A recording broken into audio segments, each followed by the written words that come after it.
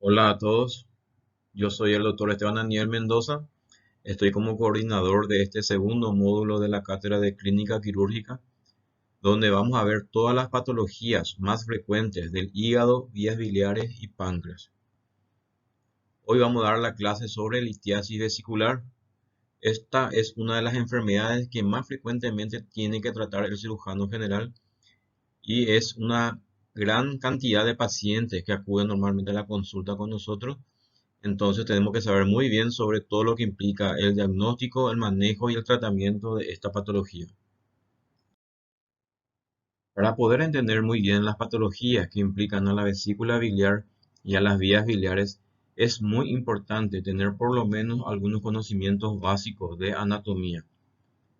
Sabemos que la vesícula biliar funciona como el reservorio de bilis y está localizada en la cara inferior del hígado, en la confluencia de los dos lóbulos hepáticos, izquierdo y derecho, que es conocida como la línea de Cantley, y se encuentra ubicada en los segmentos hepáticos 4B y 5.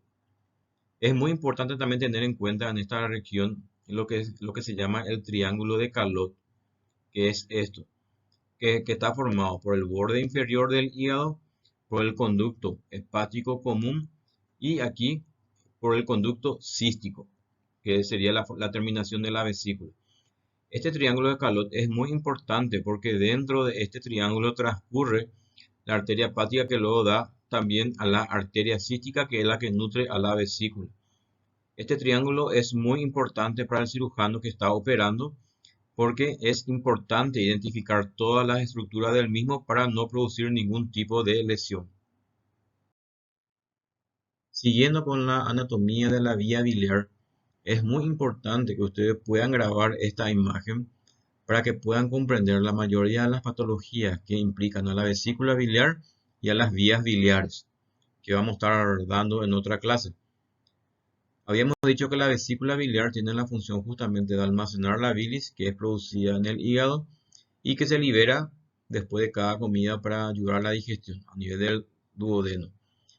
La vesícula biliar por lo general tiene una longitud aproximadamente entre 8 a 10 centímetros de longitud y consta de algunas partes que hay que tener bien en claro, lo que sería el fondo de la vesícula biliar, después hablamos del cuerpo de la vesícula biliar, el infundíbulo, que también se suele denominar el bacinete de la vesícula, luego tenemos el cuello de la vesícula biliar y termina en el conducto cístico, donde están presentes estas válvulas, que es muy importante tener en cuenta porque muchas veces es lo que dificulta la canalización de este conducto cístico durante una cirugía. Es muy importante entonces esta anatomía de la vesícula biliar y sabemos que es un órgano accesorio, o sea, una vía biliar accesorio. Y es de fundamental importancia entender la disposición de las vías biliares desde el momento en donde se forma.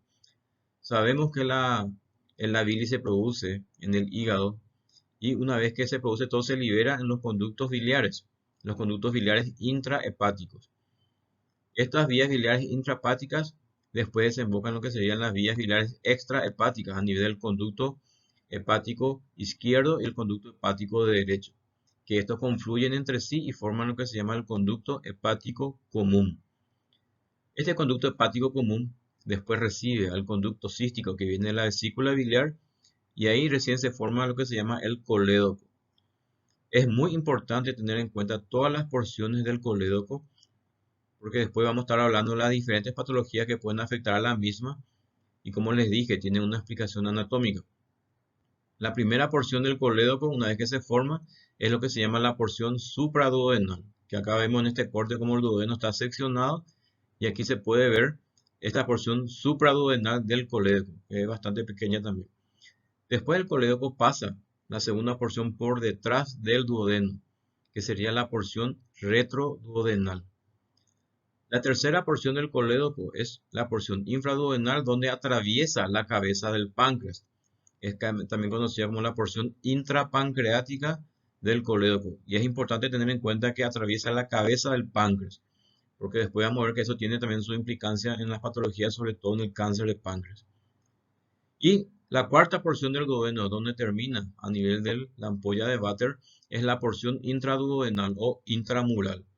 donde también recibe el conducto pancreático, el conducto de Wilson, y desemboca en la ampolla de Vater. Y esto es lo que al final acá desemboca la bilis, drena la bilis al tubo digestivo para que pueda ayudar para la digestión. Entonces, no quiero que se olviden de este gráfico, de esta imagen, para que puedan entender las diferentes patologías, sobre todo cuando hablemos después de lo relacionado al síndrome coledociano. Esta es otra imagen donde podemos ver perfectamente la relación anatómica que tienen el hígado con las vías biliares, el páncreas y el duodeno. Habíamos dicho que la bilis se produce en el hígado y una vez que se produce esta bilis se liberan los conductos biliares intrahepáticos para luego desembocar en la vía biliar extrahepática. Dijimos a través del conducto hepático izquierdo y el derecho, que dijimos que confluyen y forman lo que se llama el conducto hepático común, donde recibe el conducto cístico que viene de la vesícula. Aquí la bilis se almacena en la vesícula y luego a través del conducto cístico liberan la vía biliar. Una vez que según el conducto cístico, el hepático común, dijimos que se forma lo que se llama el colédoco, que tenía 4 porciones. La porción supraduodenal, retroduodenal, intrapancreático y su porción intramural.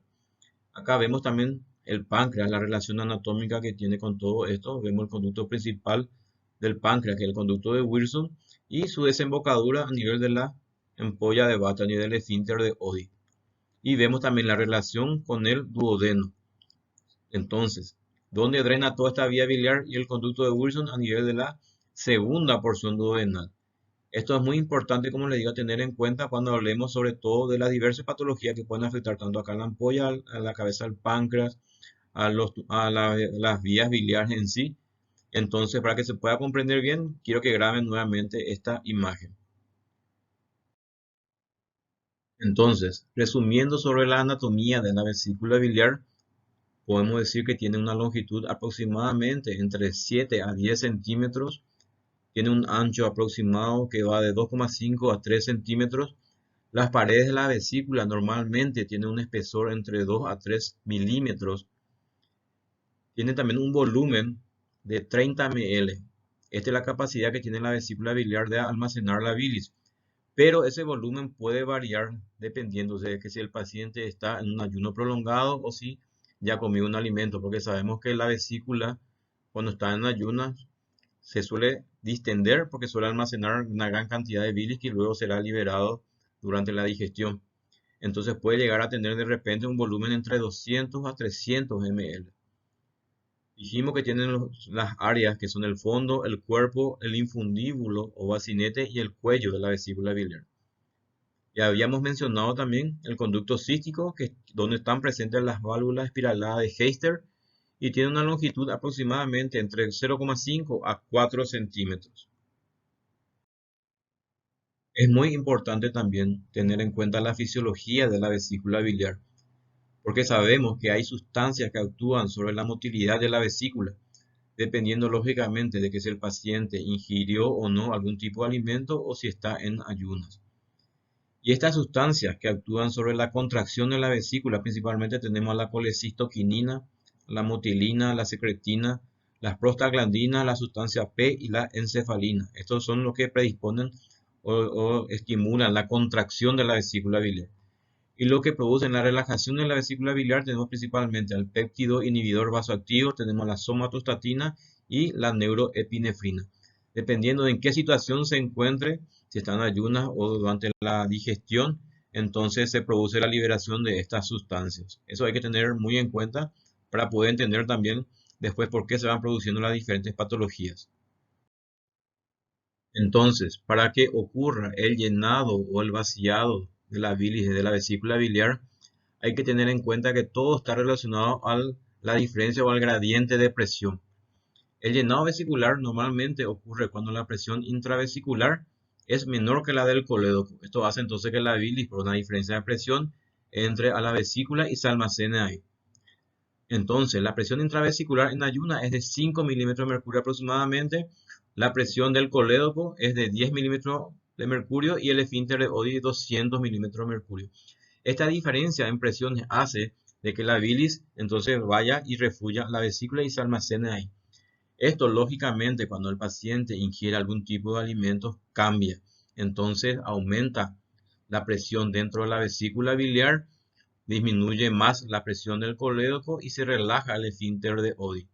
Esto hace posible de que ocurra el vaciamiento de la bilis que está almacenada en la vesícula biliar al duodeno. Entonces, esto constantemente va cambiando este gradiente de presión de acuerdo a si el paciente está en ayunas o si consumió algún tipo de alimentos.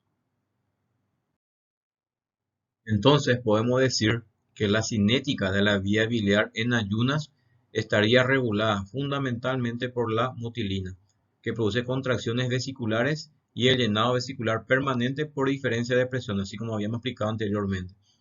Y en el periodo postprandial, la liberación de la colecistoquinina es la principal responsable de la contracción vesicular, potenciada por la acción vagal de la fase cefálica y la secreción de motilina. Esto es relacionado a la fisiología de la vesícula biliar, que dijimos que es muy importante poder comprender. Todo esto que habíamos hablado anteriormente es para tratar de entender la patología de la litiasis vesicular. Entonces ahora nos introducimos en el capítulo que vamos a desarrollar hoy. ¿Y qué entendemos nosotros por litiasis vesicular? Es la presencia de cálculos en la vesícula como una consecuencia de alteraciones de las propiedades físicas de la bilis. Su elevada frecuencia y sus posibles complicaciones hacen que sea uno de los problemas actuales más importantes en la salud pública. Y hablando un poco de la epidemiología de la litiasis vesicular, podemos decir que se estima que el 10% de la población tiene colelitiasis. Muchos de estos, lógicamente, son pacientes asintomáticos. La edad tiene una relación lineal con su frecuencia, que se duplica después de los 60 años y es una enfermedad que afecta más frecuentemente a las mujeres. ¿Cuáles son algunos factores de riesgo para tener la litiasis vesicular? Lo que están descritos perfectamente, por ejemplo, tenemos como una causa de la litiasis al embarazo, sobre todo en el segundo y tercer trimestre, por acción principalmente de la progesterona. También tenemos a la obesidad como un factor de riesgo, la nutrición parenteral, esto porque el paciente no va a estar consumiendo ningún alimento por vía oral, entonces la contracción de la vesícula para la eliminación de la bilis al tubo digestivo entonces va a estar ausente por falta de estimulación y esto produce una éstasis biliar y eso puede predisponer a la formación de cálculos dentro de la vesícula biliar. Asimismo, también otro factor predisponente es la cirrosis hepática, la vagotomía troncular, por el mismo mecanismo de éstasis de la vía biliar que produce, entonces consecuentemente altera la fisiología de la bilis y puede producir también el cálculo. También tenemos el síndrome del intestino corto, el consumo de anticonceptivos orales, la multiparidad y la hipertrigliceridemia endógena. Todos estos son factores predisponentes para adquirir la litiasis vesicular.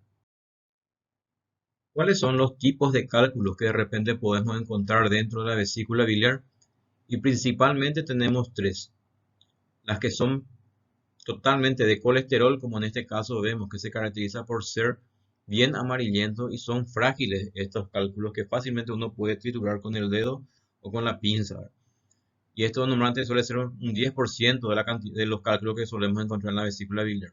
Después tenemos también las que son pigmentadas, que tienen una coloración bien oscura, medio negruzca. Son cálculos mucho más resistentes. Y esto por lo general tenemos un 15% del total de los cálculos encontrados dentro de la vesícula biliar. Y lo más frecuente es encontrar de esta manera. Son cálculos mixtos, donde tiene una parte de colesterol y otros cálculos que son pigmentados también. Y estos son los más frecuentemente encontrados dentro de la vesícula biliar. Y hablando un poco sobre la historia natural de la litiasis vesicular, podemos decir que hasta el 70% de los pacientes portadores de cálculos vesiculares permanecen asintomáticos toda su vida. La posibilidad de que los pacientes asintomáticos desarrollen síntomas o complicaciones es de un 20% a 15 años y de un 10% a 5 años. En el 70 a 80% de los pacientes con litiasis sintomáticas se reproducen los síntomas en forma muy precoz dentro de los 5 años y el 30% sufre complicaciones. Y está más que demostrado la relación que existe entre la litiasis vesicular y el cáncer de vesícula. Esto es muy importante a tener en cuenta, sobre todo cuando hablemos sobre el tratamiento de la litiasis vesicular, si se opera o no se opera. Entonces, estos datos son muy importantes a tener en cuenta. ¿Qué complicaciones puede presentar un paciente que es portador de litiasis vesicular? Y se cita varias complicaciones, pero las principales, por ejemplo, tenemos la colecistitis crónica calculosa, la colecistitis aguda, pueden presentar fístulas biliobiliares o biliodigestivas, el ileo biliar, la coledocolitiasis secundaria, como migración de un cálculo de la vesícula a las vías biliares. También se describen las complicaciones como la pancreatitis aguda y el cáncer de vesícula. Y ahora entramos a hablar lo que es el concepto de la colecistitis crónica calculosa. Y podemos decir que es la inflamación e irritación prolongada de la vesícula biliar. La colecistitis crónica es causada por ataques repetitivos de colecistitis aguda, lo cual lleva al engrosamiento de las paredes de la vesícula biliar. Habíamos dicho que normalmente las paredes de la vesícula tienen un espesor entre 2 a 3 milímetros. Normalmente cuando ya ocurre una colecistitis crónica, estas paredes suelen engrosarse. Y es muy característico esto de la colecistitis crónica. Y también comienza a encogerse y finalmente pierde la capacidad para desempeñar su función de concentrar y almacenar la bilis. La colecistitis crónica calculosa es más frecuente en mujeres que en hombres y la incidencia aumenta después de los 40 años. Y tener un antecedente de colecistitis aguda y la presencia de cálculos biliares son factores de riesgo lógicamente para poder desarrollar esta enfermedad. ¿Cómo es el cuadro clínico de presentación de un paciente que está con una colecistitis crónica calculosa? Y el síntoma específico de este tipo de patologías es lo que llamamos el cólico biliar. El cólico biliar, como muchos sabrán, es el tipo de dolor que se presenta posteriormente a la ingesta de algún tipo de alimento, sobre todo los que son ricos en grasa. Porque estos alimentos ricos en grasa son los que más estimulan la contracción de la vesícula biliar, así como habíamos hablado anteriormente.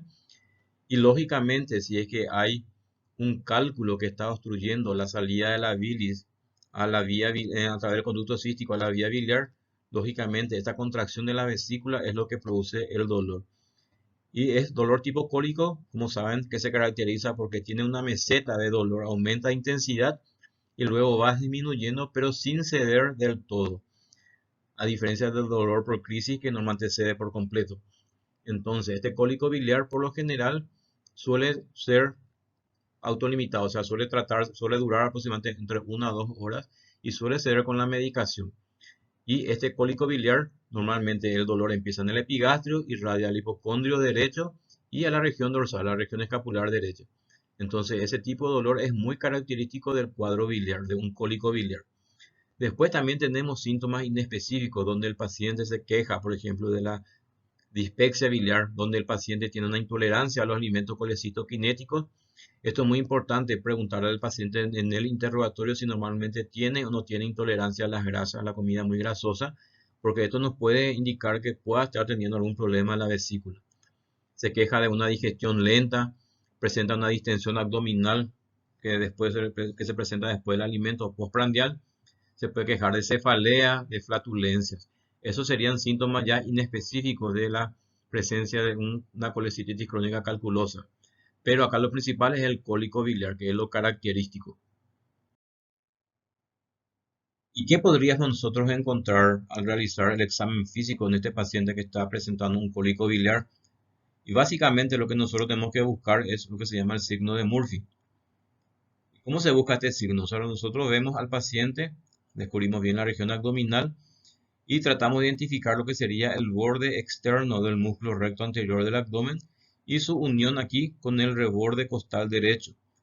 Este punto es conocido como el punto cístico, ¿verdad? Entonces, ¿qué tiene que hacer el examinador?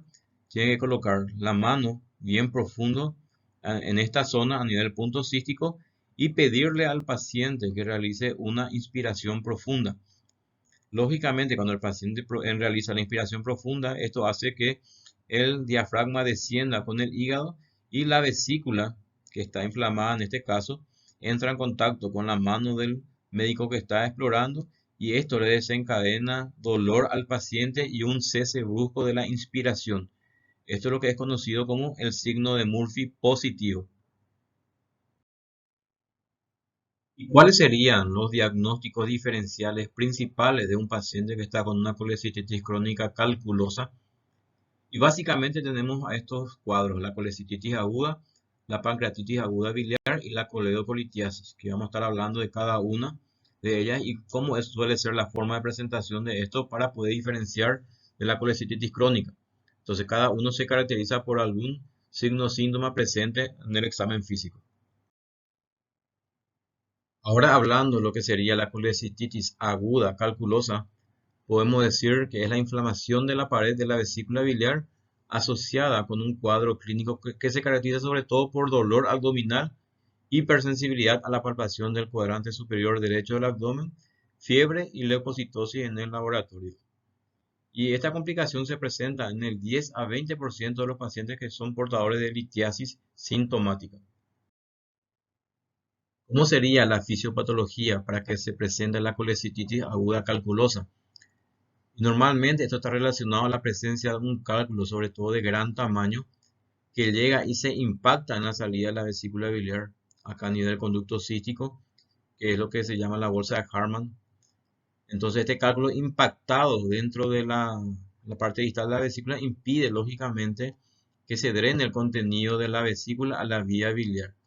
Entonces la vesícula, tratando de vencer este obstáculo, entonces realiza contracciones bruscas, que es lo que desencadena el cólico característico de este cuadro.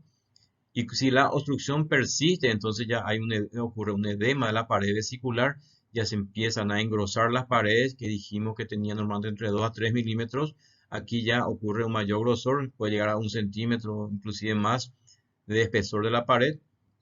Por la inflamación hay mucho líquido perivesicular por el edema y lógicamente esto después se puede infectar, inclusive puede llegar a la perforación de esta vesícula con la complicación que sería la peritonitis biliar en este caso.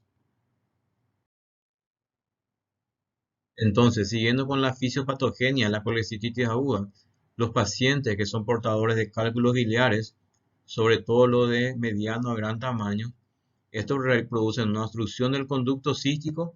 Esto lleva lógicamente a presentar el dolor característico del cólico biliar, que llega a la inflamación de la vesícula. Y si esta obstrucción cede, que sería por ejemplo en el 90% de los casos, el cálculo se moviliza y la vesícula nuevamente vuelve a drenar la bilis a las vías biliares. Entonces, pero igual se produce cambios histológicos mínimos, puede haber una cicatrización o fibrosis a nivel de la vesícula y esto puede llevar a una eventual colecistitis crónica. Pero si esta obstrucción a la salida de la bilis, la vesícula biliar, no cede, como sería el 10% de los casos aproximadamente, esto desencadena toda la cascada que ya habíamos hablado de la colecistitis aguda, donde produce una inflamación con el edema, ya hay un compromiso vascular, puede llevar a una gangrena de la vesícula biliar, a una perforación y lógicamente a las complicaciones. ¿Y qué podríamos nosotros encontrar al examen físico en un paciente que está con una probable colecistitis aguda? Lo que vamos a buscar justamente es la palpación del abdomen y vamos a encontrar a nivel del punto cístico, así como le dije, donde uno tiene que encontrar ese lugar, vamos a encontrar la presencia de una vesícula distendida. Se puede palpar la vesícula y eso lógicamente va a producir dolor a la palpación de la vesícula. Va a haber una exacerbación del signo de Murphy en ese punto cístico, como les había mencionado. Va a presentar también una defensa muscular y dolor a la descompresión brusca en hipocondrio derecho, que estos son signos de irritación peritoneal, donde ya nos indica de que hay una inflamación ya de la serosa de la vesícula, del peritoneo vesicular, y eso se traduce como una defensa muscular y dolor a la descompresión brusca. Y hay una percusión dolorosa a nivel del hipocondrio derecho. Entonces, estos signos de repente nos va a diferenciar si estamos frente a una colecistitis aguda o es un cólico biliar nada más. ¿Y cuáles son los diagnósticos diferenciales más importantes de la colecistitis aguda? Y tenemos, por ejemplo, a la pancreatitis aguda, a la úlcera perforada, el cólico renal, hepatitis alcohólica, a los quistes hidratídicos complicados, a los abscesos hepáticos, tumores hepáticos complicados donde hay necrosis y hemorragia, a la apendicitis aguda al inicio, un cuadro de oclusión del intestino delgado. Puede ser también el infarto de miocardio, porque un infarto de la cara inferior del corazón puede doler intensamente en el epigastrio. Y aquí le pongo en negrita justamente a la neumonía basal derecha, que suele ser un diagnóstico diferencial bastante importante en la colecistitis aguda, porque básicamente presenta el mismo cuadro clínico del dolor con defensa e irritación a nivel del hipocondrio derecho, pero acá lo importante es hacer un buen examen semiológico del tórax, donde lógicamente vamos a encontrar todos los signos y síntomas de una neumonía, a la ocultación sobre todo. Entonces es muy importante realizar en estos pacientes siempre un buen examen físico completo del tórax y del abdomen, justamente para poder descartar esta patología que es bastante frecuente. ¿Cuáles son las complicaciones que puede presentar un paciente que está con un cuadro de colecistitis aguda? Puede presentar un empiema agudo o piocolecisto también, como se llama, que es la presencia de pus dentro de la vesícula biliar. Lógicamente ya se trata de una bilis que está infectada. Pero también, como les había mencionado anteriormente, se puede perforar debido a toda la cascada de la inflamación, a la necrosis de la pared de la vesícula, y eso puede llevar a una perforación. Y en relación a la perforación podemos diferenciar tres tipos, o sea, tipo 1, 2 y 3. El tipo 1 nos referimos cuando hay una perforación de la vesícula y el contenido de la vesícula se va en toda la cavidad peritoneal, o sea, en la cavidad libre. Lógicamente, esto es lo que va a producir una peritonitis generalizada o también se le llama una peritonitis biliar, donde el contenido de la vesícula se derrama en toda la cavidad peritoneal. En la perforación de tipo 2 hay más bien una perforación subaguda, no tan brusca, y normalmente las adherencias previas localizan el absceso. Es muy frecuente que cuando hay un proceso inflamatorio abdominal, siempre el epiplón, por ejemplo, trata de bloquear ese proceso. Entonces, si hay una perforación subaguda, entonces el epiplón va a rodear la vesícula, trata de bloquear. Se puede también adherir el estómago, el duodeno, intestino delgado, el colon. Entonces bloquean el proceso y es lo que se llama justamente el plastrón vesicular. Plastrón es justamente lo que se llama a esta serie de estructuras anatómicas que se van a un lugar y tratan de bloquear el proceso en sí. Entonces la de tipo 2 sería el plastrón vesicular.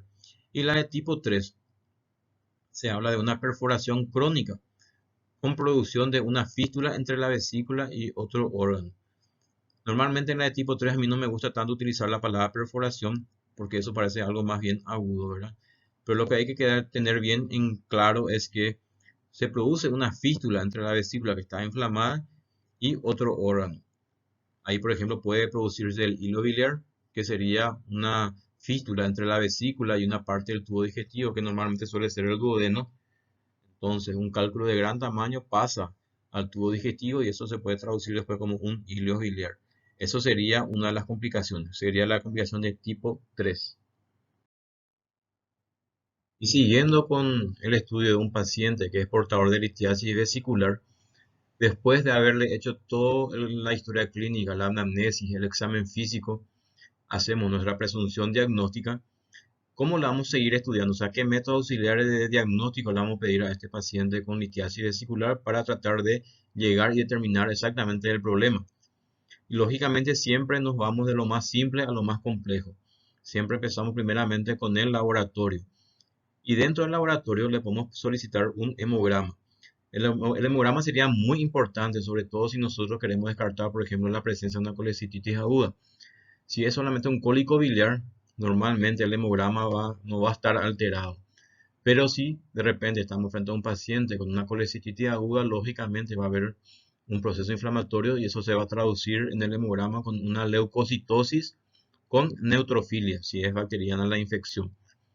Eso sería dentro del hemograma. Y frente a un paciente con litiasis vesicular es fundamental solicitar siempre el perfil hepático. Y el perfil hepático básicamente podemos dividir en dos partes. Lo que serían las transaminasas, que son la GOT y la GPT, que normalmente se alteran cuando hay una destrucción del parénquima hepático, de los hepatocitos, cosa que ocurre, por ejemplo, en las hepatitis. Entonces las transaminasas suelen alterarse, ¿verdad? Y a nosotros lo que más nos interesa en un cuadro de un paciente con litiasis vesicular, si de repente pudo haber o no migración del cálculo de la vía biliar, que eso va a producir una obstrucción de la misma, que eso vamos a dar en otra clase. Y entonces, dentro del perfil hepático sería muy importante evaluar las enzimas de obstrucción, que serían básicamente la fosfatasa alcalina, la LDH, la bilirrubina total, que sería a expensas de la bilirrubina directa, y la gamma GT. Esos serían los marcadores de obstrucción dentro del perfil hepático. En un paciente que está solamente con litiasis vesicular, no con una complicación en la misma. O sea, las vías biliares normalmente el perfil hepático tiene que estar normal, no alterado. También es muy importante pedir la clase sanguínea, sobre todo el dosaje del TP, del tiempo protrombina, y también la orina simple y sedimentos. Es muy importante estudiar los sedimentos urinarios, que eso nos va a indicar de repente si el paciente está o no está con coluria, por ejemplo. Dijimos que si un paciente solamente tiene presencia de litiasis dentro de la vesícula, no tiene por qué tener ninguna alteración a nivel de la orina. Y a modo de ir citando los métodos auxiliares de diagnóstico que de repente se le pueden solicitar a un paciente con litiasis vesicular, también podemos nombrar la radiografía simple de abdomen. Aunque no es un estudio de elección, también puede tener su utilidad. Y de repente, ¿qué es lo que nos puede ayudar? Y si de repente vemos algún cálculo radiopaco, cosa que no es frecuente nada más encontrar, en un 20% nada más, de repente se puede ver la presencia de cálculos en proyección de la vesícula biliar. También podemos ver la presencia de neumocolecisto, que sería la presencia de aire dentro de la vesícula biliar, lo que sería lo que se llama la colecititis enfisematosa. También podemos ver dentro de la vía biliar la presencia de aire, que normalmente no tiene que haber, y eso es lo que se llama aerobilia, y eso nos indica que probablemente hay una fístula entre la vía biliar o la vesícula con el tubo digestivo. Y también podríamos ver lo que se llama la vesícula en porcelana, donde prácticamente toda la pared de la vesícula tiene una imagen radiopaca, ¿verdad? Y eso lógicamente es muy importante también porque eso pueden ser precursores de un cáncer de vesícula. Aquí les muestro dos imágenes de radiografía simple de abdomen. Y en esta primera imagen, aquí podemos ver la presencia de estos cálculos. En estos casos serían radioopacos a nivel de la proyección de la vesícula biliar. Aquí vemos que la vesícula biliar prácticamente está totalmente reemplazada, o sea, la bilis dentro de la vesícula por cálculos. Pero dijimos que esto es muy poco frecuente de poder encontrar, solamente en un 20% aproximadamente.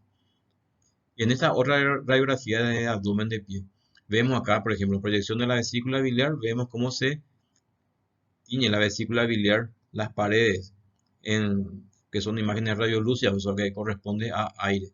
Y eso es lo que se llama justamente la colecititis enfisematosa, presencia de aire a nivel de la pared vesicular. Estas imágenes, por ejemplo, son lo que se pueden ver dentro de una radiografía simple de abdomen. En esta otra radiografía vemos aquí una radiografía de abdomen de pie, lo que yo le había mencionado, lo que se llama la aerobilia. Esto que se ve acá, esto negro que es aire dentro de la vía biliar, vemos cómo se va dibujando la vía biliar, es lo que se llama aerobilia o neumobilia. Lógicamente, las vías biliares no tienen por qué tener aire dentro de las mismas, entonces esto nos indicaría que probablemente haya una fístula entre la vesícula o la vía biliar con alguna parte del tubo digestivo. Esta imagen característica acá, lógicamente, en presencia de un cuadro de oclusión intestinal, donde aquí podemos ver de repente niveles hidroaéreos. Si vemos en una radiografía de abdomen de pie, presencia de niveles hidroaéreos más a una aerobilia, prácticamente está hecho nuestro diagnóstico, que sería, por ejemplo, la presencia de un ileos biliar.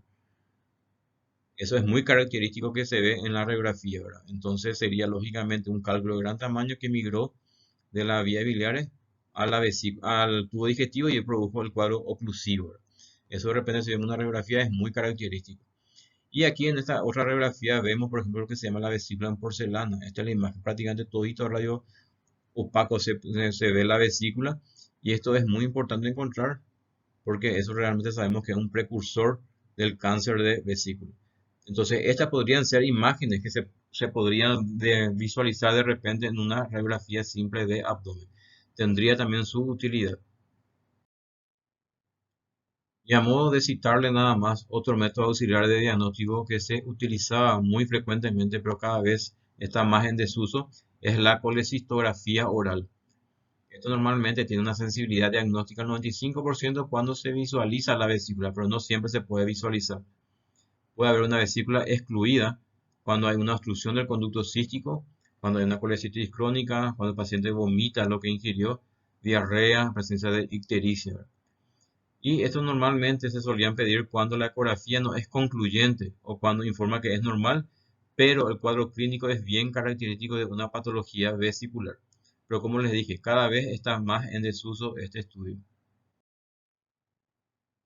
Estas son las imágenes que se pueden ver En este estudio de la colecistografía oral, lógicamente el contraste que ingiere el paciente viene y se almacena después en la vesícula. Aquí vemos que el contraste es homogéneo, o sea, este sería un estudio normal. Y aquí nosotros vemos el defecto de relleno dentro de la luz de la vesícula, que lógicamente esto correspondería a la presencia de un cálculo. Y en esta otra imagen vemos múltiples defectos de relleno dentro de la vesícula. Esto sería entonces presencia de múltiples cálculos dentro de la vesícula. Ahora bien, vamos a hablar de la ecografía abdominal, que sería el método auxiliar de diagnóstico gold standard para estudiar un paciente con litiasis vesicular. Entonces, ¿qué podemos decir sobre la ecografía abdominal? Que siempre tiene que ser el primer estudio a realizarse, porque es un estudio no invasivo y no es tampoco demasiado costoso. También hay una ausencia de exposición radiante y no tiene prácticamente ninguna contraindicación. Informa no solo la presencia de cálculos, sino también el tamaño de la vesícula y forma, el espesor de la pared, la presencia de colecciones paravesiculares, patologías hepáticas o de la vía biliar principal. Todos estos datos nos puede aportar la ecografía. Pero hay que tener en cuenta que la ecografía también tiene sus limitaciones, pero tiene una sensibilidad muy alta para la litiasis vesicular, entre 95 a 97%, pero no así para el estudio de vías biliares, que eso vamos a hablar en otra clase. Las dificultades para la visualización ecográfica principalmente son el meteorismo intestinal y la falta de ayuno. El meteorismo intestinal es evidente, ¿por qué? Porque el paciente está lleno de aire, lleno de gases, y sabemos con los gases que el aire no es un buen conductor de los ultrasonidos.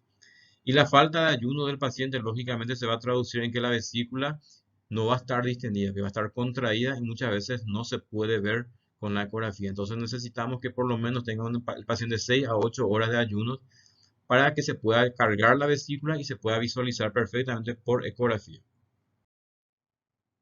Estas son las imágenes que podemos ver en la ecografía abdominal en un paciente con litiasis vesicular. Aquí vemos perfectamente la vesícula biliar, todas sus paredes, y vemos la presencia de estos cálculos, que produce lógicamente lo que se llama la sombra sónica posterior, que es característico de la litiasis. Y en esta otra imagen vemos la vesícula biliar que está súper distendida. Vemos que están las paredes engrosadas y esto que se ve acá más blanco sería la presencia de líquido del edema perivesicular. Entonces acá también se puede visualizar la presencia de un cálculo donde está obstruyendo la salida de la bilis y esto sería por ejemplo una imagen característica de una colecititis aguda. A diferencia de esto donde vemos que no hay ese edema perivesicular y las paredes están delgadas. Entonces es muy importante la ecografía para poder identificar todas esas cosas que dijimos en la vesícula biliar. Esto es muy importante entender porque nosotros, ¿qué es lo que tenemos que evaluar en un paciente? Entonces, cuando le realizamos la ecografía abdominal, no solamente la presencia de la litiasis vesicular, porque el paciente puede tener esa litiasis dentro de la vesícula, pero ser totalmente asintomática y sea nada más un hallazgo casual de una ecografía. Ahora, cuando nosotros tenemos clínica de una probable colecititis aguda y nosotros necesitamos hacer diagnósticos diferenciales con otras enfermedades, entonces, ¿qué es lo que tenemos que evaluar en esa ecografía? ¿Cuáles serían estos signos ecográficos de una colecititis aguda?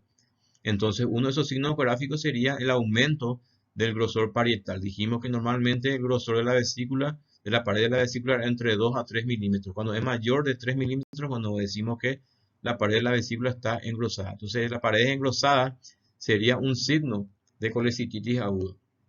También el edema perivesicular, porque dijimos la presencia de líquido alrededor de la vesícula por todo el proceso inflamatorio que se está presentando, ¿verdad? Y después también produce lo que se llama la imagen en doble contorno o en doble riel, donde hay una separación de la serosa a la vesícula por el edema. Entonces, esta es una imagen muy característica también de la colecititis aguda y la vesícula distendida. Es muy importante entender que no por la presencia de uno de estos nada más ya se hace el diagnóstico, sino hay que tener en cuenta el cuadro clínico del paciente y asociado a todos estos hallazgos nos pueden hacer suponer entonces que estamos frente a una colecititis aguda. A modo de seguir citando otro método auxiliar de diagnóstico que se puede solicitar en un paciente con sospecha de litiasis vesicular, podemos referirnos al sondeo duodenal y a la estimulación vesicular con la colecistoquinina. ¿Y esto normalmente en quiénes se utiliza? en los pacientes con síntomas sugestivos de litiasis vesicular o con pancreatitis de etiología desconocida, pero que no se detectan cálculos en los estudios radiológicos ni ecográficos. Entonces, en esos tipos de pacientes se le podría solicitar este estudio.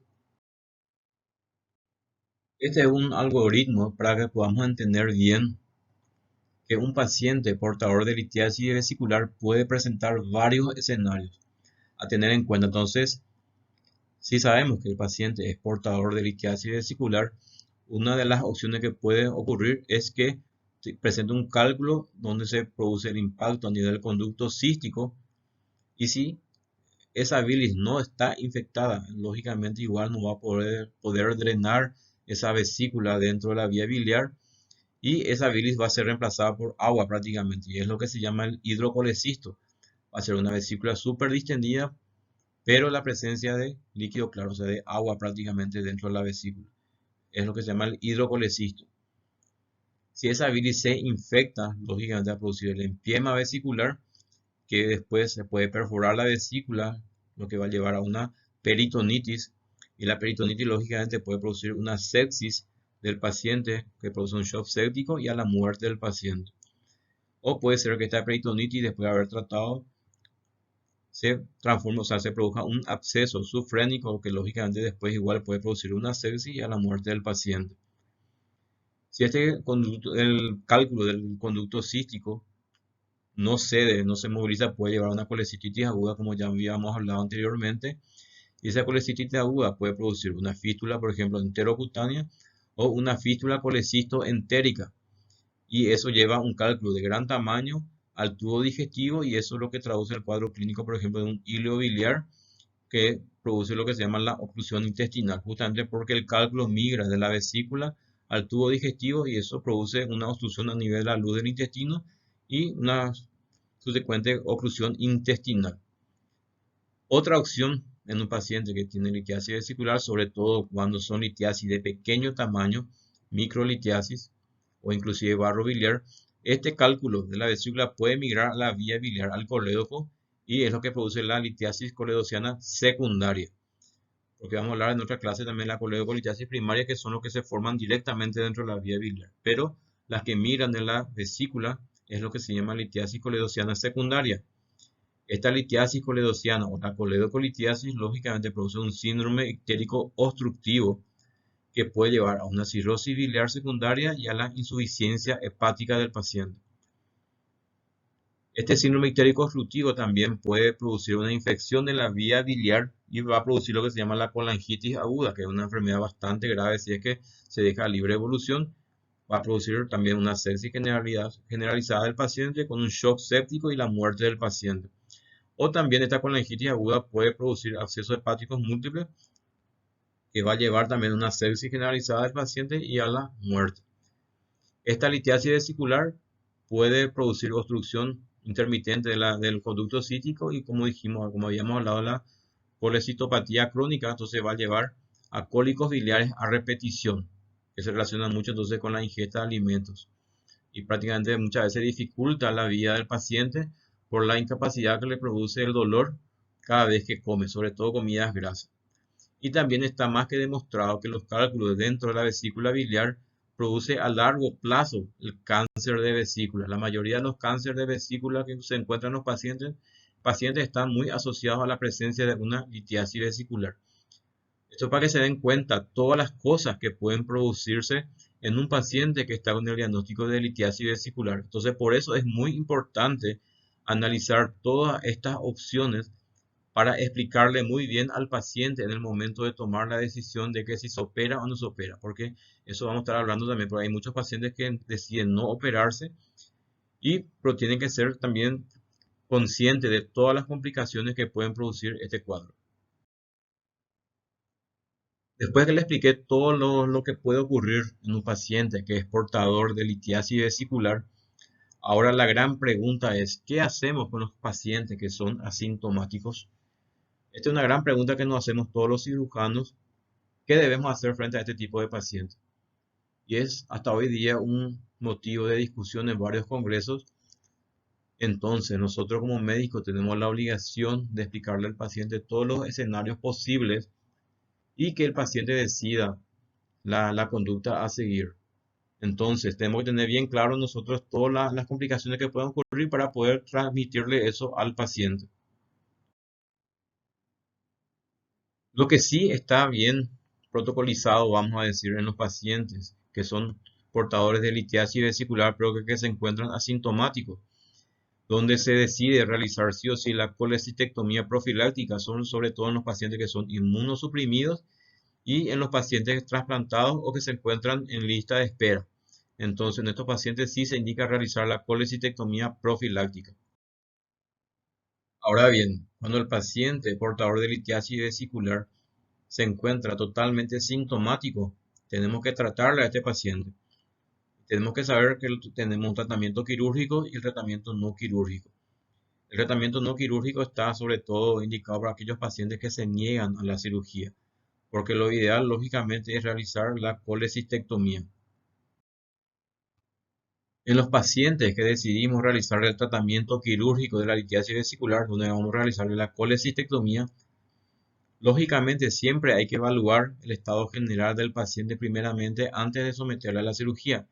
Y para eso nos valemos de lo que son los criterios del ASA, que son las siglas de la Asociación Americana de Anestesiología, donde se tiene en cuenta, por ejemplo, las comorbilidades que puede tener el paciente, como operaciones cardíacas previas, presencia de marcapasos, pacientes anticoagulados, se toma en cuenta la edad del paciente, presencia o no de cirrosis con hipertensión portal, paciente que está con EPOC, paciente de embarazo.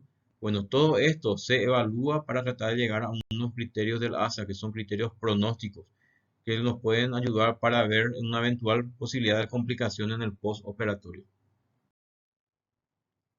Si de repente nosotros le hicimos la evaluación del ASA de los pacientes y vemos que tienen muchas comorbilidades donde hay un alto riesgo de cirugía o un alto riesgo así de complicaciones que pueden tener si es que se somete a cirugía, o en pacientes que se niegan al tratamiento quirúrgico, entonces tendremos algunas otras opciones. Esto a modo de citarle nada más. ¿Qué opciones de repente se le podría dar al paciente si es que se niega el tratamiento quirúrgico o, como digo, si tiene una alta probabilidad de complicaciones según los criterios del ASA? Y aquí vemos, por ejemplo, que se podría plantear la utilización de la disolución de los cálculos con algunas drogas. Por ejemplo, el ácido quenodesoxicólico por vía oral. Solo que esto disuelve en cálculos de colesterol y que son radios transparentes y no más grandes, por ejemplo, de 15 milímetros de diámetro.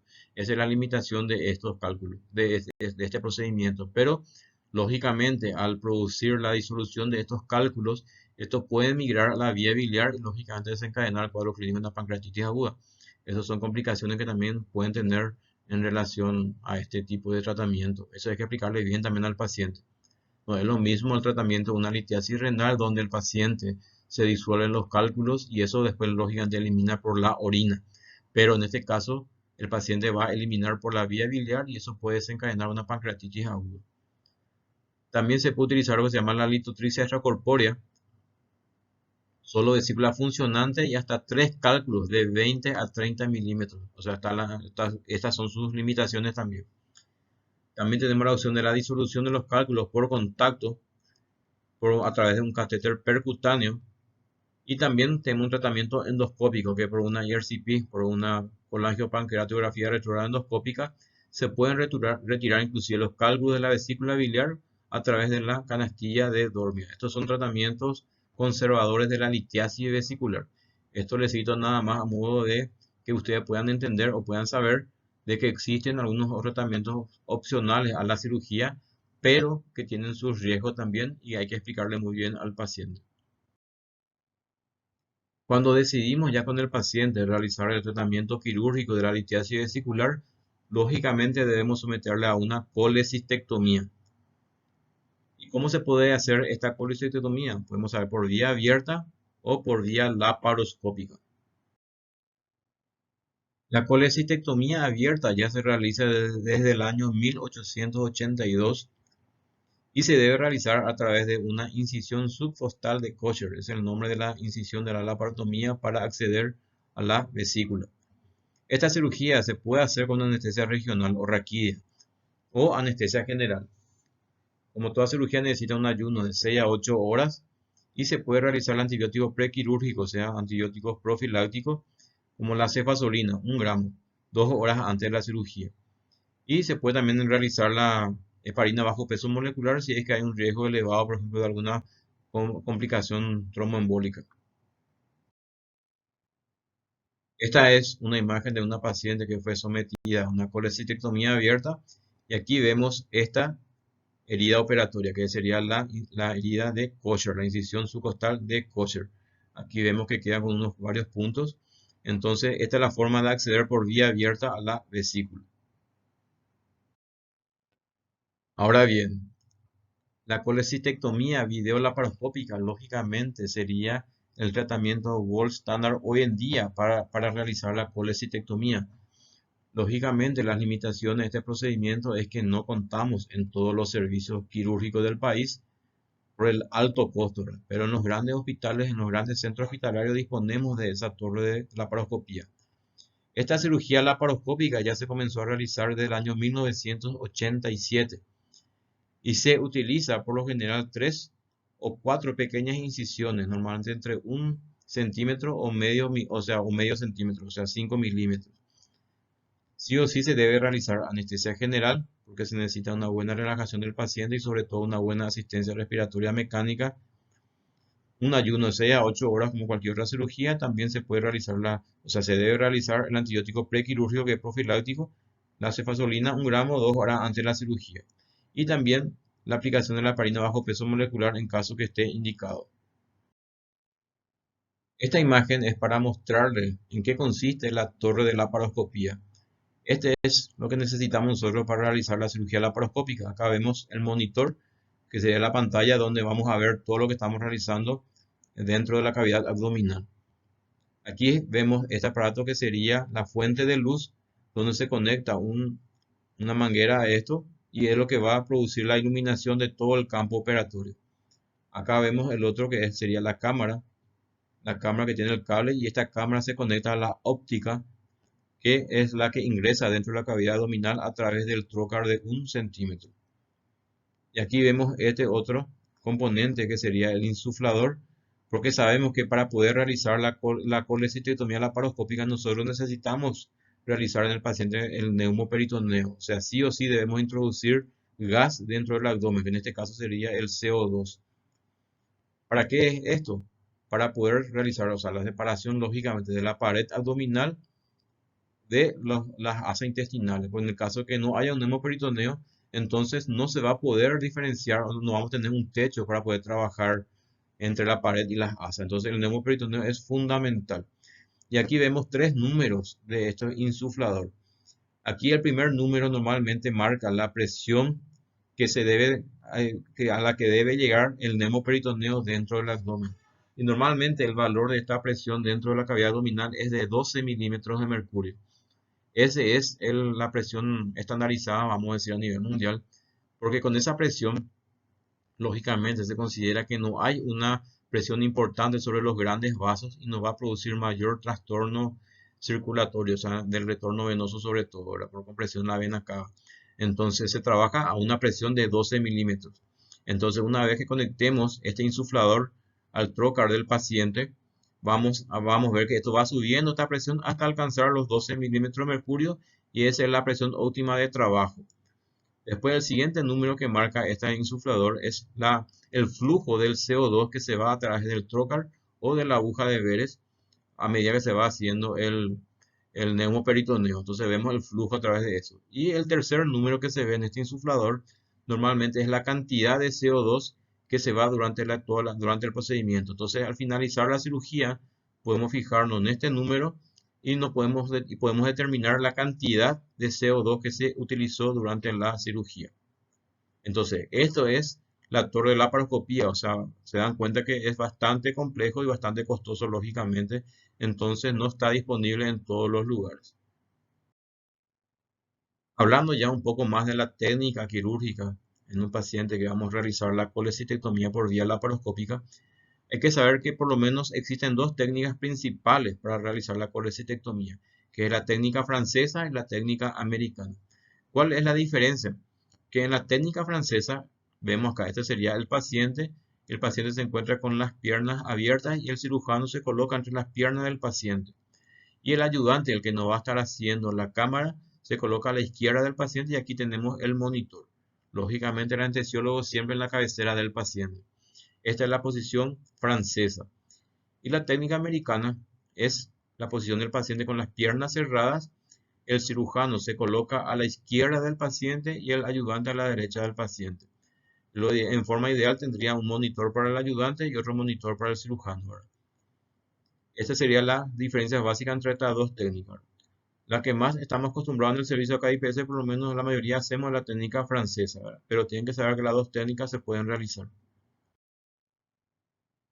Esta imagen es para mostrarle nuevamente la técnica, en este caso sería la técnica francesa, donde vemos al paciente con las piernas abiertas, el cirujano se coloca entre las piernas, el ayudante a la izquierda del paciente y un ayudante número 2 se puede colocar a la derecha del paciente. Y aquí tenemos el monitor. Normalmente este ayudante localizado a la izquierda del paciente es el que nos realiza la cámara, para que nosotros podamos visualizar. Esta otra imagen es para que vean los trócares. Los trócares son estos tubos que se colocan en la cavidad abdominal por el cual se van introduciendo los diferentes instrumentales. Tienen que saber que los instrumentales que se utilizan por cirugía laparoscópica básicamente son los mismos que por cirugía abierta. Tenemos la tijera, tenemos lo que sería el electrobisturí, tenemos lo que sería la pinza cística, solo que son instrumentales alargados que están diseñados para poder introducir a través de estos puertos o trócares. Normalmente, o sea, el primer trócar que se coloca es esto, a nivel del ombligo. Entonces, una vez que se realiza el nemoperitoneo se puede realizar por punción a través de lo que se llama una aguja de Veres, que esta primera introducción de este trócar lo que se realiza a ciega. Entonces, la mayoría de las complicaciones que puedan ver con este procedimiento se suelen ver con la colocación de este trócar. Lógicamente, eso necesita un entrenamiento bastante importante. Una vez que se realiza el nemoperitoneo, ya sea por vía abierta o a través de una aguja de Veres, se introduce este primer trócar, que sería un trócar de 10 milímetros a nivel umbilical. Entonces, una vez que se introduce este trócar, la óptica se introduce por este lugar, por este puerto. Entonces ahí ya tenemos una visión directa de lo que sería la cavidad abdominal. Y una vez que nosotros hagamos una exploración de la cavidad abdominal a través de este trócar, entonces los siguientes trócares se van colocando ya bajo visión directa a través de esta cámara que se introduce por acá. Entonces estos trócares ya se colocan bajo visión directa.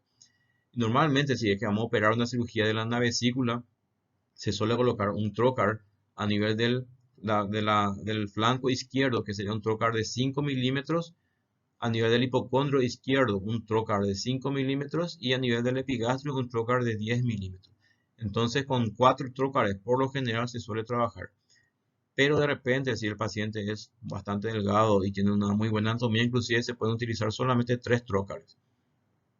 Pero tienen que saber que esta es la disposición normal que se utiliza para la cirugía de la colecistectomía, lógicamente teniendo en cuenta la técnica francesa.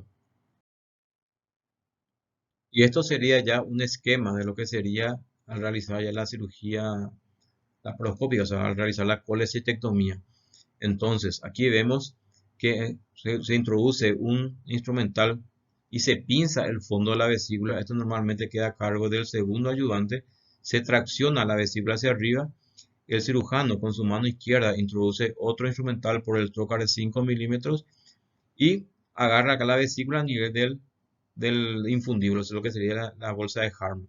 Entonces tracciona en forma contralateral esto para poder separar la vesícula de la vía biliar.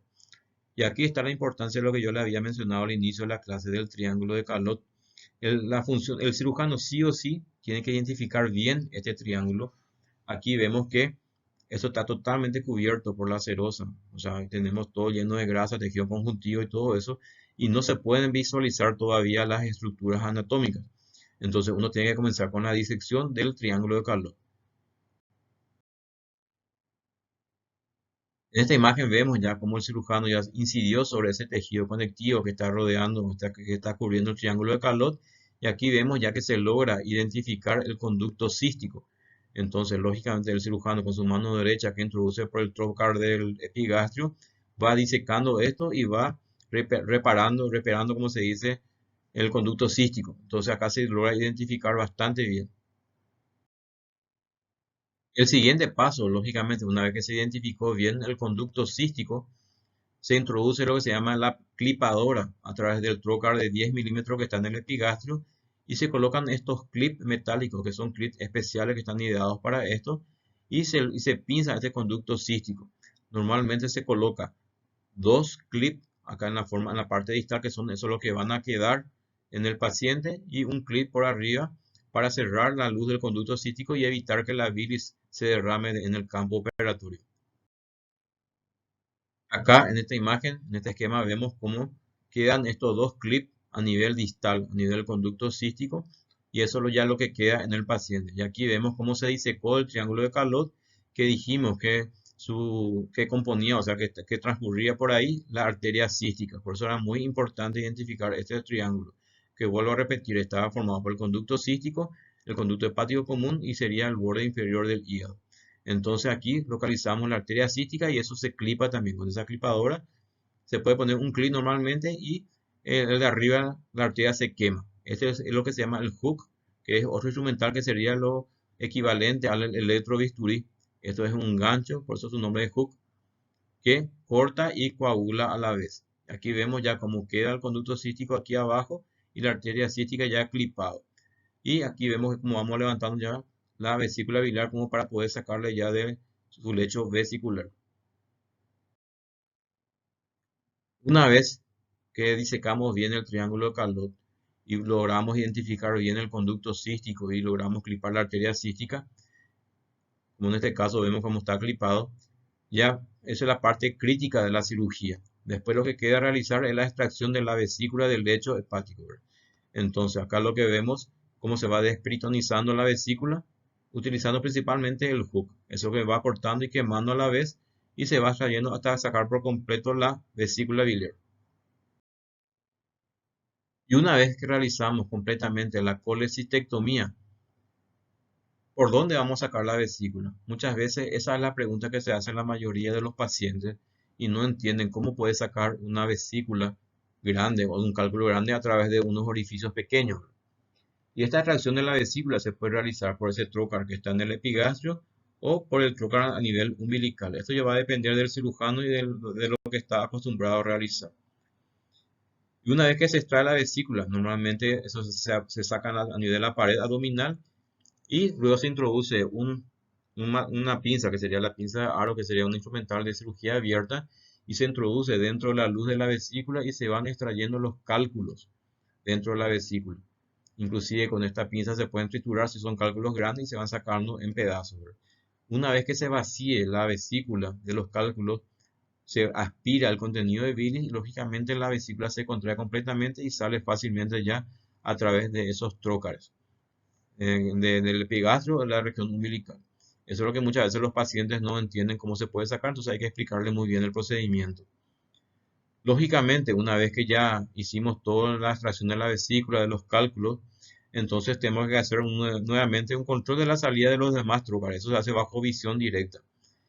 Y ahí se evalúa si es que de repente hay algún sangrado o no de la pared, entonces para poder hemostaciar. Ahora les voy a mostrar un video de una cirugía videolaparoscópica para que puedan tener idea de cómo se realiza la colecistectomía. Este video tiene un audio del cirujano que realizó el procedimiento, entonces para que puedan escuchar y entender perfectamente.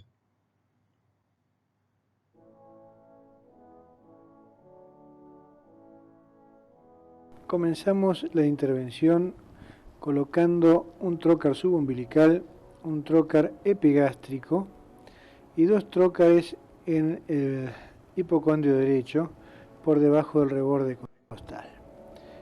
Desde el umbilical conectamos la óptica con la que estamos observando la imagen en este momento y del trócar epigástrico se introduce el hook de 5 milímetros para la disección. Ambos ports para la movilización y tracción de la vesícula se introducen desde los trócares de la derecha, como vemos en la imagen.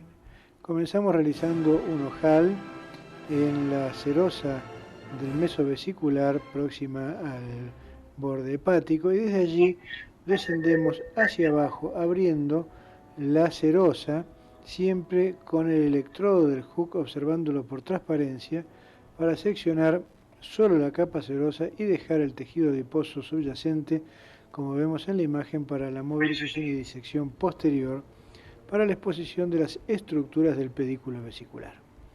Rotamos con el trocar que estamos tomando con el grasper del bacinete, lo exponemos hacia arriba y a la línea media para exponer su cara derecha, y continuamos la sección del peritoneo de la cara derecha desde el pedículo vesicular hacia arriba, exponiendo la cara derecha del triángulo de Calot para liberarlo y despojarlo de la envoltura serosa.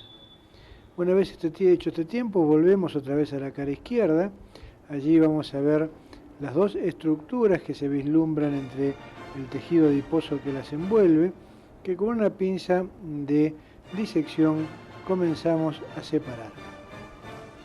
Liberamos todo el tejido adiposo que envuelve las estructuras y después comenzamos a separar la estructura del ducto biliar, del conducto cístico, de la estructura vascular que se encuentra por encima, como vemos allí, que es la arteria cística, con su ganglio respectivo. Realizamos un ojal por encima y por debajo de la arteria, para posteriormente poder completar, como se ve allí, la disección indicada de la arteria cística. Vamos a clipar la misma una vez que hemos liberado la cara superior y la posterior, o sea que hemos generado dos ventanas por encima y debajo de ella. Colocamos dos clips proximales, como se ve en la imagen. Luego colocamos un clip distal y vamos a realizar posteriormente la sección de esta estructura vascular en el espacio que queda entre los dos clips proximales y el clip distal, o sea que dejamos hacia proximal dos clips colocados. Ahora en la imagen estamos viendo el clipado distal del conducto cístico. Allí se ve cómo vamos ahora con la tijera a seccionar, como mencionamos anteriormente, la arteria cística entre los dos clips proximales y el clip distal, con lo cual vamos a abrir ampliamente el triángulo de Calot y solo nos queda el conducto cístico, que en este momento está siendo parcialmente seccionado sobre su cara anterior para dar lugar a la apertura de la luz del conducto, a través de la cual, como veremos posteriormente, colocaremos una cánula, como está sucediendo en este momento, a través de la cual realizaremos la colangiografía transcística. Colocamos este catéter, que podemos introducirlo a través de uno de los trócares de 5 o por vía percutánea con una cánula accesoria, y realizamos la colangiografía como vemos en la imagen. Esto lo hacemos de rutina para poder determinar la indemnidad de la vía biliar. Una vez que determinamos que no existen cálculos en la vía biliar, colocamos dos clips proximales y completamos la sección que habíamos iniciado antes de la colangiografía. Terminado este tiempo, volvemos a inspeccionar el pedículo, nos aseguramos de que las estructuras están adecuadamente clipadas y comenzamos la liberación de la vesícula de su lecho hepático. Exponemos la cara izquierda de la vesícula y de arriba hacia abajo vamos haciendo la sección de la serosa de su meso y continuamos la disección en profundidad del tejido adiposo y las pequeñas estructuras vasculares que pudieran transcurrir por ese meso vesicular.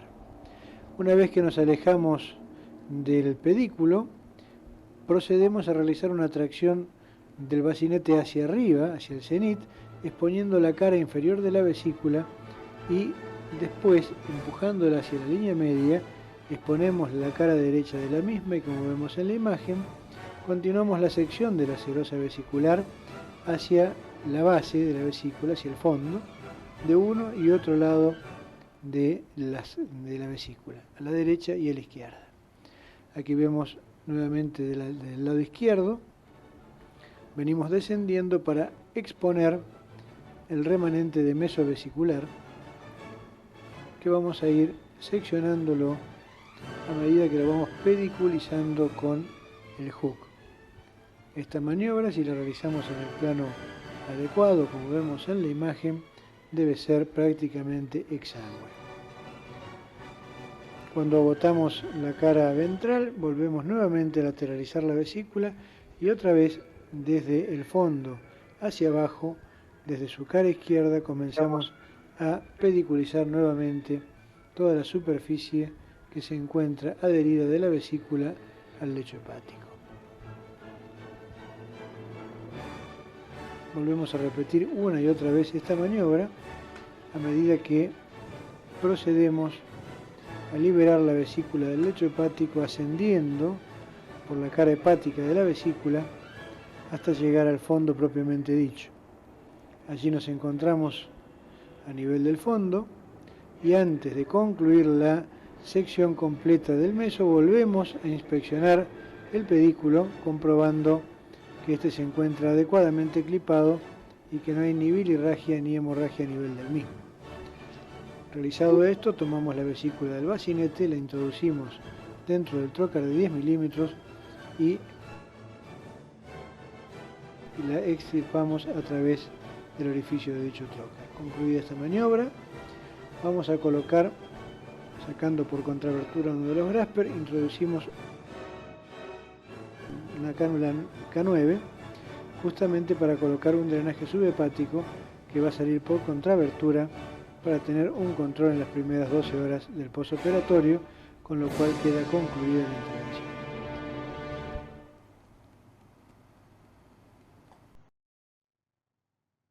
Una vez que se realizó todo el procedimiento de la colecistectomía videolaparoscópica, lógicamente hay que retirar los trócares y este retiro se realiza bajo una inspección con el laparoscopio de las heridas peritoneales para evitar olvidar un sitio sangrante en la pared y lógicamente poder hemostasear en caso de que sea necesario. Se retira el laparoscopio y se abre la válvula del trócar operatorio y con esto se consigue evacuar todo el gas, todo el CO2 que se utilizó para la realización del pneumoperitoneo. Lógicamente hay que realizar este procedimiento antes de retirar todos los trócares para que no se quede en gas dentro de la cavidad abdominal, que lógicamente eso después se puede traducir en molestia para el paciente. Sobre todo produce un dolor a nivel del hombro derecho, que es la omalgia muy característica de la cirugía cuando queda pneumoperitoneo presente. La herida umbilical muchas veces requiere dar un punto de sutura de aproximación en caso de que no se haya utilizado la aguja de Veress y se haya introducido el primer trocar por la técnica abierta. Y todas las heridas de la piel después se cierran con una sutura de nylon 3.0. Generalmente a las 6 a 8 horas de la intervención, la mayoría de los pacientes ya están en condiciones de iniciar su tolerancia vía oral con líquidos claros y a las 24 horas en condiciones de alta, muchas veces inclusive antes, todo dependiendo de la evolución postoperatoria del paciente. Dado que la colecistectomía laparoscópica es una cirugía de mínima invasión, la capacidad de retorno a las actividades normales de las personas intervenidas es de aproximadamente 3 a 7 días posteriores a la cirugía, lo que tendría una gran implicancia entre el tema del costo, tanto del seguro como para el paciente mismo. Tiene un gran beneficio en caso de que necesite reintegrarse rápidamente a sus actividades laborales. ¿Cuáles son las complicaciones que se podrían presentar en el transcurso de una colecistectomía, ya sea abierta o laparoscópica? La complicación más temible del cirujano es la lesión de la vía biliar, que normalmente en una cirugía abierta se estima en un 0,1% y en una cirugía laparoscópica entre 0 a 3 a 0,5%. Otra complicación también puede ser la bilirragia o el coleperitoneo enquistado, que es lo que se llama bilioma. Es cuando hay una fuga de bilis dentro de la cavidad abdominal. Por varios motivos podría deberse esto, ¿verdad? Y también, como les había comentado, la lesión por los trócares en la laparoscopía ocurre normalmente con la introducción del primer trócar, que se realiza a ciegas básicamente, ¿verdad? Donde puede haber perforaciones intestinales, perforaciones de vejiga, de aorta, de vena cava, ilíacas, vena porta. Estas son las lesiones más frecuentemente descritas, ¿verdad? Pero cada vez son menos una vez que se fueron adquiriendo una gran experiencia en la introducción del trocar y lógicamente en la curva de aprendizaje es mucho mejor. Hay dos clasificaciones que normalmente se utilizan cuando se complica una cirugía con una lesión de la vía biliar y una de esas clasificaciones es la clasificación de Bismuth. ¿Y en qué consiste esta clasificación? Eso está determinado de acuerdo al lugar de la lesión de la vía biliar y su relación con la confluencia de los conductos hepáticos básicamente. La clasificación de Bismuth, la de tipo 1, es cuando esta lesión ocurre a este nivel, o sea, a más de 2 centímetros de la confluencia de los conductos hepáticos. Cuando entonces ocurre una lesión acá a más de 2 centímetros, entonces se habla de un Bismuth 1. El Bismuth 2 es cuando esta lesión ocurre a menos de 2 centímetros de esta confluencia. Entonces es una lesión un poco más alta ya de la vía biliar. Ese sería un Bismuth 2. El Bismuth tipo 3 es cuando coincide esta lesión con la confluencia de los conductos hepáticos, pero esta confluencia está conservada. Ese es el tipo 3. Ahora, en el tipo 4 ya hay una destrucción de esta confluencia. Entonces, es una lesión lógicamente mucho más alta. Y la de tipo 5 es cuando hay una afección de un conducto hepático derecho que es aberrante y asociado a una lesión del colédoco. Entonces, estos son los diferentes grados de Bismuth. Y lógicamente, cuando más alto es el grado de Bismuth, tiene peor pronóstico, o sea, para la reparación. Una lesión de Bismuth 1, lógicamente, tiene mucho mejor pronóstico porque tenemos mucho más superficie de vía biliar que podamos reparar después de que una lesión, por ejemplo, donde ya estén separados los conductos hepáticos derecho e izquierdo. Esta es la otra clasificación que se utiliza para las lesiones de vías biliares y es según Strasberg. Aquí vemos que existen unos grados, aparte del Bismuth, que a partir del E, vemos que el grado A, por ejemplo, es cuando hay un goteo biliar por el conducto cístico o por el lecho vesicular. Esto normalmente puede ocurrir cuando la ligadura del conducto cístico se desprende o el clip que se coloca en la cirugía laparoscópica se cae. Entonces puede haber una fuga a nivel del conducto cístico o por haber una sección a nivel de una vía biliar en el lecho vesicular. Entonces va goteando dentro o sea, en la cavidad peritoneal a nivel del lecho vesicular. Esta es la de tipo A. La de tipo B es cuando hay una sección y una oclusión de un conducto aberrante derecho. Aquí vemos el conducto cístico bien ligado, pero un conducto aberrante derecho vemos acá que está cerrado, ¿verdad? Esto lógicamente puede producir después una dilatación de las vías biliares. Pero acá no hay derramamiento de bilis. Esta es la de tipo B. La de tipo C es cuando hay una sección y una pérdida de bilis a través de un conducto aberrante derecho. A diferencia de esto que estaba ocluido, que no había pérdida de bilis, acá esto queda abierto y hay derramamiento de bilis. Lógicamente esto va a producir un bilioma, así como habíamos hablado anteriormente, ¿verdad? La de tipo D ya se observa una lesión lateral de la vía biliar principal, que en este caso, acá a nivel del hepático común, entonces esto se considera una lesión de tipo D. Y la de tipo E, básicamente son las lesiones ya de Bismuth que habíamos hablado anteriormente. En la de tipo, la E1 hay una sección completa de la vía biliar a más de 2 centímetros de la confluencia. En la de la E2 hay sección completa de la vía biliar a menos de 2 centímetros de la confluencia. La de tipo 3 hay una sección completa de la vía biliar a nivel de la confluencia. Eso como habíamos hablado en la clasificación de Bismuth. En la de tipo 4, sección completa de la vía biliar dejando ya los conductos hepáticos derecho e izquierdo que están separados. Y en la de tipo 5 hay una sección completa de la vía biliar o una estenosis incluyendo un conducto hepático, o sea, un conducto aberrante. Estas son las dos clasificaciones que más se utilizan para tratar de estadificar o determinar el tipo de lesión de vía biliar que se produjo en el transcurso de una cirugía, ya sea abierta o por vía laparoscópica. Y por último, también tenemos que saber que existe el cuadro clínico de una colecititis aguda alitiásica. ¿Y qué entendemos por esto? Que es la inflamación aguda de la vesícula biliar, pero en ausencia de cálculo. Existe entonces esta posibilidad, hay que tener bien en cuenta eso. Y también se le llama colecititis necrotizante. ¿Y en qué tipo de pacientes se puede presentar la colecititis aguda alitiásica? Es muy importante tener en cuenta eso para que podamos llegar a su diagnóstico. Y se pueden observar en aquellos pacientes que son postoperados de alguna cirugía mayor no biliar, en pacientes que recibieron traumatismos graves, en los grandes quemados, en los pacientes que están con falla multiorgánica, en los pacientes que reciben nutrición parenteral prolongada por falta de estimulación de la vesícula se distiende y eso puede llevar a todo el proceso de la fisiopatología de la colecititis aguda, en pacientes que están en su puerperio, pacientes sépticos, pacientes que están, o sea, que son portadores de diabetes mellitus. Estos por lo general son pacientes graves y se ve mucho, por ejemplo, en la unidad de los de cuidados intensivos en terapia.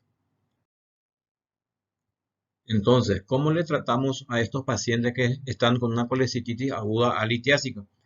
Dijimos que estos pacientes por lo general son pacientes muy graves, en mal estado general, que se encuentran por lo general en la unidad de cuidados intensivos en la terapia.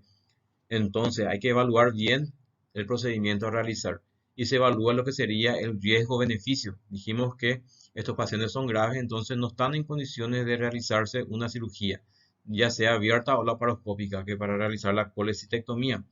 Entonces, ¿qué opción tenemos nosotros de tratamiento para estos pacientes? Entonces se hace lo que se llama la colecistostomía percutánea, que se realiza a través de una guía ecográfica, ¿verdad? Ese es el tratamiento de elección para estos pacientes. ¿Y qué significa colecistostomía? Como su nombre lo dice, ostomía sería como es abocar la vesícula hacia afuera a través, en este caso, de un drenaje. A diferencia de la colecistectomía, que sería extirpar o quitar la vesícula. Y esta colecistostomía entonces se realiza con el cirujano que hace cirugía mínima invasiva. Entonces se realiza una ecografía abdominal, se localiza la vesícula y a través de esta pantalla ecográfica directamente se realiza la punción. Vemos acá la punción de la vesícula y se introduce un catéter dentro de la vesícula. Y esto va drenando el contenido de la vesícula, como en este caso vemos cómo va saliendo el líquido purulento. Esto después se puede colocar a un sistema de drenaje de un colector, entonces va saliendo el contenido de la vesícula a través de ese drenaje. Y eso una vez que se solucione el cuadro, entonces se puede retirar y ya queda solucionado el problema. Muchas gracias.